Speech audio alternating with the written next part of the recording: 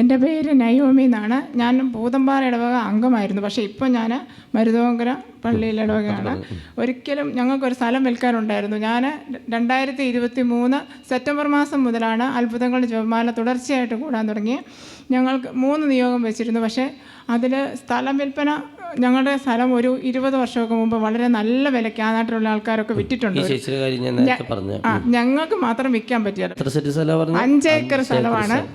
അത് എന്ന് പറഞ്ഞാൽ റോഡുണ്ട്, ലോറി പോകാൻ പറ്റുന്ന റോഡുണ്ട്, പക്ഷേ ചുറ്റും ഫോറസ്റ്റാണ്. ഞങ്ങൾക്ക് മാത്രം അങ്ങനെ ഒരു കഷ്ടപ്പാടുണ്ട്. ആ നാട്ടിൽ ഫോറസ്റ്റൊക്കെ ഉണ്ട്, പക്ഷേ മറ്റുള്ളവരുടെയൊക്കെ സ്ഥലത്തിൻ്റെ മുകൾ ഭാഗത്തായിരിക്കും. ഞങ്ങൾക്ക് ചുറ്റിലുമുണ്ട്. നല്ല ആദായമുള്ള നല്ല സ്ഥലമായിരുന്നു.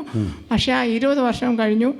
ആദായമൊക്കെ എൻ്റെ ഫാദർ 2011 മരിച്ചുപോയി. അതിനുശേഷം ഈ ആദായമൊക്കെ പോയി, വിൽക്കൽ നടക്കുകയില്ല. അങ്ങനെ വളരെ കഷ്ടപ്പെട്ട് നിൽക്കുന്ന സാഹചര്യത്തിലാണ് ഈ അത്ഭുതങ്ങളുടെ ജപമാല തുടർച്ചയായിട്ട് അങ്ങ് കൂടാൻ തുടങ്ങി.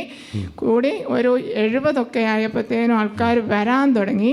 വിൽക്കുന്നോന്ന് ചോദിക്കാൻ തുടങ്ങി. ഇങ്ങോട്ട് വന്ന് ചോദിച്ചു, വിൽക്കുന്നുണ്ടെന്ന് തന്നെ പറഞ്ഞു. എന്നിട്ടും പ്രാർത്ഥന വിടാതെ അതിനോടൊപ്പം തന്നെ ഞാൻ 33 വിശ്വാസ പ്രമാണം ഈ 3 നിയോഗം വെച്ച്, ആ കൂട്ടത്തിൽ ഈ നിയോഗവും വെച്ച് പ്രത്യേകം പ്രാർത്ഥിക്കുന്നുണ്ട്. മറ്റു പ്രാർത്ഥനകളും ചൊല്ലുന്നുണ്ട്. എങ്ങനെയാണെങ്കിലും തമ്പുരാനെ മുറുകെ പിടിച്ച് ഈ അത്ഭുത ജപമാല വളരെ ശക്തമായിട്ട് കൂടി 80 ആയപ്പോഴത്തേനും അത് അഡ്വാൻസ് വാങ്ങുമെന്നുള്ള സ്റ്റേജ് എത്തി. പക്ഷേ ഈ അത്ഭുത ജപമാല റെക്കോർഡ് ജപമാലയാണല്ലോ കൂടുന്നത്. കൂടി ഒരാഴ്ചയൊക്കെ ആയപ്പോൾ ലൈവ് വന്നു.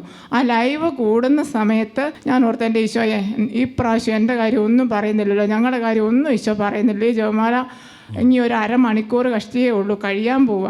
അങ്ങനെയൊക്കെ ഞാൻ ഓർക്കുമ്പം അച്ഛൻ പറയാണ്, ഒരു വീട് കാണിക്കുന്നുണ്ട്. ആ വീട്ടിലുള്ളവർക്ക് വളരെ തടസ്സവും കഷ്ടപ്പാടും ബുദ്ധിമുട്ടുകളും ഉണ്ട്. ആ വീട്ടുകാർക്ക് അവരോട് ഈശോ പറയുകയാണ്, ബന്ധന പ്രാർത്ഥന തുടർച്ചയായിട്ട് ചൊല്ലി പ്രാർത്ഥിക്കണമെന്ന്.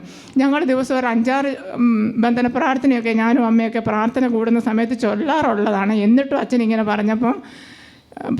അപ്പം അച്ഛൻ പറഞ്ഞു, ആ വീടിൻ്റെ അടയാളമായിട്ട് ആ വീടിൻ്റെ മുൻഭാഗത്ത് ഒരു ഫാഷൻ ഫ്രൂട്ട് കയറി നിൽക്കുന്ന ഒരു മരം കാണിക്കുന്നുണ്ട്. ആ വീടാണ് അടയാളം എന്ന് പറഞ്ഞു. അപ്പോൾ എനിക്ക് ഉറപ്പായി ഞങ്ങളുടെ വീട് തന്നെയാണത്. ഈശോ ഞങ്ങളെ കണ്ടിട്ടുണ്ടെന്ന് എനിക്ക് വളരെ സന്തോഷമായി. അപ്പം ഞാൻ സകല തിന്മകൾക്കും എതിരായുള്ള പ്രാർത്ഥന ഉറക്കെ തിണ്ണയിലൊക്കെ വന്നുവെന്നും പല പ്രാവശ്യം ഇത് കാണാതെ പഠിച്ച് ഞാൻ തുടർച്ചയായിട്ട് ഇങ്ങനെ ചൊല്ലാൻ തുടങ്ങി. അപ്പം അഡ്വാൻസ് വാങ്ങാൻ പറ്റി. ആ ഇടയ്ക്കൊക്കെ ഞങ്ങളുടെ വീടിൻ്റെ മുറ്റത്തൊക്കെ ആന വന്നിട്ടുണ്ട്. ആ റോഡിൽ കൂടി ഒന്നും വിശ്വസിച്ച് നടക്കാൻ മേലാത്തൊരവസ്ഥയായി പകൽ പോലും. അങ്ങനെയൊക്കെ വരാൻ തുടങ്ങിയ സമയത്ത് ആയപ്പോൾ സ്ഥലം വിൽപ്പന വന്നു. പക്ഷേ അപ്പോൾ ആനയുടെ ഇതൊക്കെ കണ്ടു കഴിഞ്ഞാൽ ആരും വരികയില്ലാത്തൊരവസ്ഥ വന്നു. ഒരു ചെറിയ ടെൻഷൻ വന്നു. പക്ഷേ സ്ഥലം മേടിച്ചവർ പറഞ്ഞു, ഞങ്ങൾക്ക് ആനയൊക്കെ ഇറങ്ങുന്ന സ്ഥലം തന്നെയാണ് വേണ്ട, യാതൊരു കുഴപ്പമില്ലാണ്ട് ഞങ്ങളുടെ സ്ഥലം യാതൊരു ടെൻഷനും ഇല്ലാതെ വിൽക്കാൻ വേണ്ടി ഞങ്ങൾക്ക് സാധിച്ചു. പക്ഷേ അതിനകത്ത് അറിയേണ്ടത്, ഞങ്ങൾ വിറ്റ് കഴിഞ്ഞതിന് ശേഷം ആ നാട്ടിൽ വല്ലാതെ ആനയുടെ ശല്യം ഉണ്ടായി. വിറ്റാൻ സാധിച്ചില്ലായിരുന്നെങ്കിൽ വീടിൻ്റെ മുറ്റത്ത് പോലും ഇറങ്ങാൻ മേലാതെ വളരെ കഷ്ടപ്പെട്ടു പോയതിനെ ഞാൻ നമുക്ക് നന്ദി പറയാം. ഭയങ്കര ഒരു അത്ഭുതം തന്നെയാണ് കേട്ടോ. ആനയ്ക്ക് വരുന്നുണ്ടെന്ന് പറഞ്ഞിട്ട് ആനയുള്ള സ്ഥലം തന്നെയാണ് അവരന്വേഷിച്ച് നടന്നുകൊണ്ടിരുന്നത്. പിന്നെ ഇങ്ങനെ ആൾക്കാരുണ്ടാവും അല്ലേ? അത് തീർച്ചയായിട്ടും വലിയൊരു മഹാത്ഭുതം തന്നെയാണ് കേട്ടോ.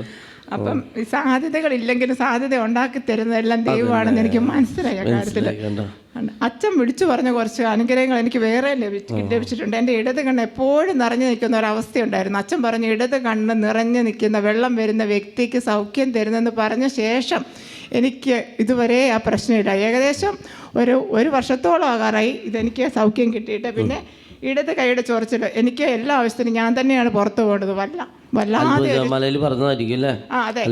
വല്ലാതെ ഒരു ചൊറിഞ്ഞ് പൊട്ടുന്ന അവസ്ഥയാണ്. മുറ്റത്ത് വെയിലാണ്, തിണ്ണെ പോലും നിൽക്കാൻ പറ്റത്തില്ല. ചൂടും കൂടെ അടിക്കുമ്പോഴത്തേനും വല്ലാതെ ചൊറിയാണ് മേലൊക്കെ. ഇടത് കൈക്ക് അത് കൂടുതലുമാണ്. അപ്പം അച്ഛൻ പറഞ്ഞു, ഒരു വ്യക്തിയുടെ ഇടത് കൈയുടെ ചൊറിച്ചിൽ അത് സ്വിച്ചിട്ട പോലെ തന്നെ അങ്ങ് നിന്നു. ഇപ്പം ഒരു പ്രശ്നമില്ല. അതും ഏകദേശം ഒരു 7-8 മാസമായതാണ്. പിന്നെ ഉപ്പൂറ്റി വേദന എന്ന് പറഞ്ഞാൽ എനിക്കൊരു 10 കൊല്ലമൊക്കെ ആയിട്ട് ഭയങ്കരമായ വേദനയാണ്. ആ ഉപ്പൂറ്റിയുടെ ഭാഗം വല്ലാതെ കറുത്തൊരു ബ്ലോക്കായ പോലെ തോന്നുമായിരുന്നു. പക്ഷേ അത് ഒരു അത്ഭുതമാർ അച്ഛൻ ഇങ്ങനെ പറഞ്ഞപ്പോൾ ഞാൻ പറഞ്ഞു, എത്ര കാലം എൻ്റെ ഈശോയെ ഞാനിത് സഹിക്കുന്നു. അന്നേരം തന്നെ അത് മാറി നല്ല ക്ലിയറായിട്ട് എനിക്കങ്ങനെ ഒരു സൗഖ്യം കിട്ടി. എനിക്ക് തന്ന എല്ലാ അനുഗ്രഹങ്ങൾക്കും സഹായങ്ങൾക്കും ഈശോയ്ക്ക് നന്ദി. ഒപ്പം എനിക്ക് വേണ്ടി പ്രാർത്ഥന. വലിയ അനുഗ്രഹങ്ങളാണ് കേട്ടോ.